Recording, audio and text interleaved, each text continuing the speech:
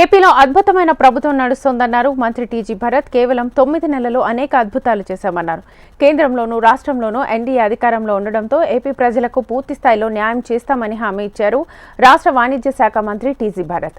అనంతపురం జిల్లా కేంద్రంలోని వైశ్య హాస్టల్ 75 వసంతాలు పూర్తి చేసుకున్న సందర్భంగా హాస్టల్ ఆవరణలో నిర్వహించిన ప్లాటినం జూబ్లీ వేడుకల్లో మంత్రి టీజీ భరత్ మాట్లాడారు.